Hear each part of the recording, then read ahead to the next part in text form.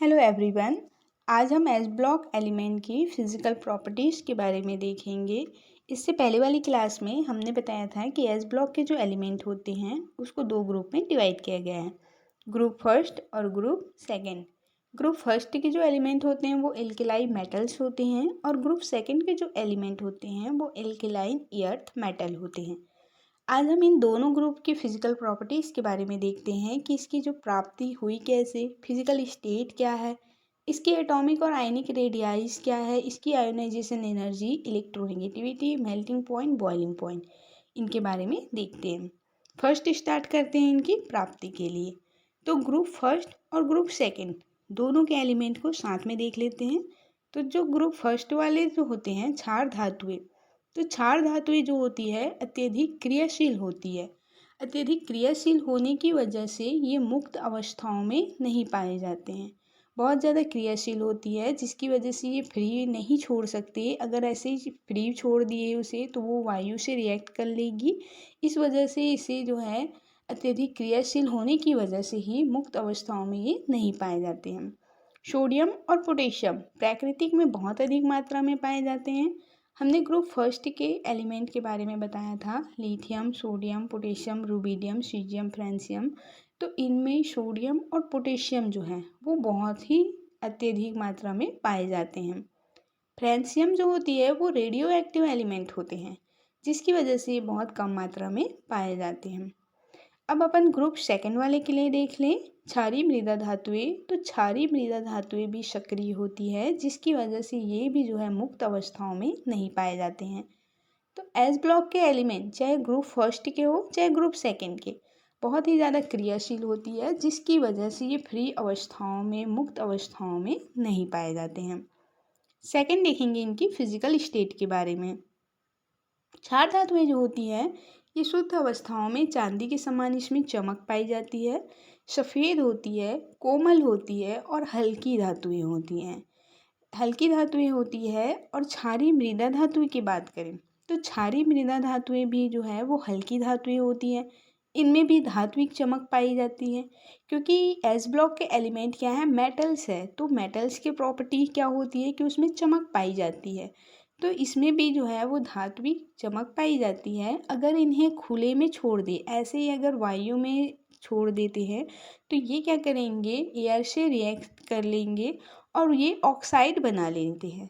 तो जिसकी वजह से इनकी ऑक्साइड की परत जम जाती है और ये थोड़ी सी धुंधली पड़ जाती है। क्योंकि एस ब्लॉक के एलिमेंट बहुत ज़्यादा क्रियाशील है, अगर हमने इसे खुले में ऐसे ही छोड़ दिया तो फिर ये ऑक्साइड बना लेते हैं, ऑक्साइड की परत जम जाती है जिसकी वजह से ये जो मेटल्स होती है थोड़ी सी धुंधली पड़ जाती है। अगला देखेंगे हम इसके एटॉमिक और आयनिक रेडियाइज के बारे में।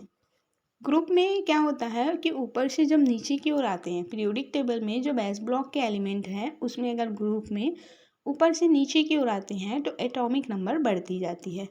एटॉमिक नंबर बढ़ती जाती है, साथ ही साथ उसकी साइज भी बढ़ती जाती है क्योंकि इनमें सेल की संख्या क्या होती है, बढ़ती जाती है। जैसे यहाँ पे देखिए, लिथियम, सोडियम, पोटेशियम के लिए अगर हम इस तरीके से ऑर्बिटल शो कर दिए तो एटॉमिक नंबर क्या हो रही है, बढ़ गई।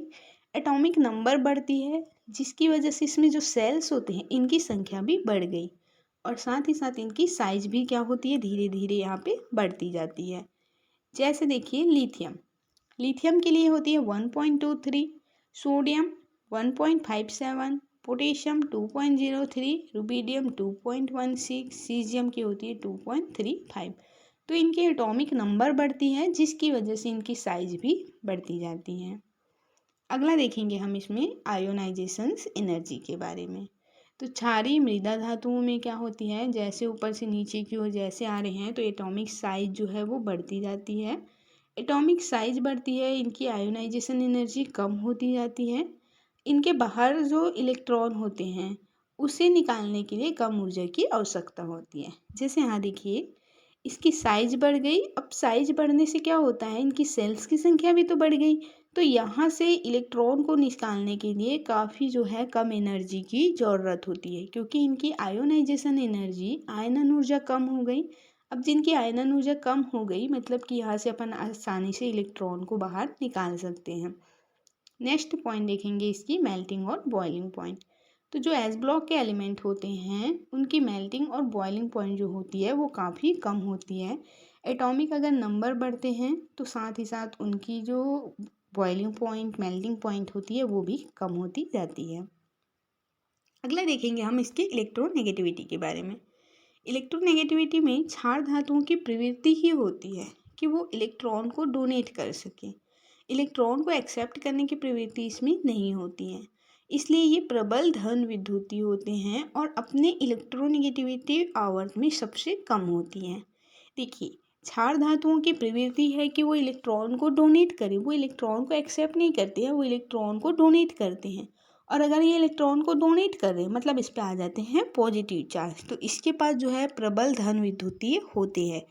जैसे एक एग्जांपल देखिए, ए और बी, तो दोनों के पास एक एक इलेक्ट्रॉन है, तो इनके जो इलेक्ट्रॉन हैं किसी एक के पास चले जाते हैं। जैसे एरो से दिए गए हैं कि ये जो इलेक्ट्रॉन है इस बी के पास चले गए। अब बी के पास इलेक्ट्रॉन चले गए मतलब बी के पास इलेक्ट्रॉन ज़्यादा है, तो इस पे आ गई निगेटिविटी। ए जो है इस पे आ गई पॉजिटिविटी क्योंकि इसने अपने इलेक्ट्रॉन को डोनेट किया है। तो जो इलेक्ट्रॉन को डोनेट किया मतलब ये अपन यहीं पे बताएं कि क्षार धातुओं की प्रवृत्ति ही होती है इलेक्ट्रॉन को डोनेट करने की, और जो इलेक्ट्रॉन डोनेट किया मतलब उस पे आ गए यहाँ पे पॉजिटिविटी। तो ए जो होती है इसने इलेक्ट्रॉन को डोनेट किया, और ये जो होती है एक क्षार धातु जो होती है वो धन विद्युतीय होती है। तो इस तरीके से ये जो हमने एस ब्लॉक के एलिमेंट के बारे में बताया था, ग्रुप फर्स्ट और ग्रुप सेकंड, ये इनकी कुछ फिजिकल प्रॉपर्टीज़ थी जो हमने इसके बारे में देखा।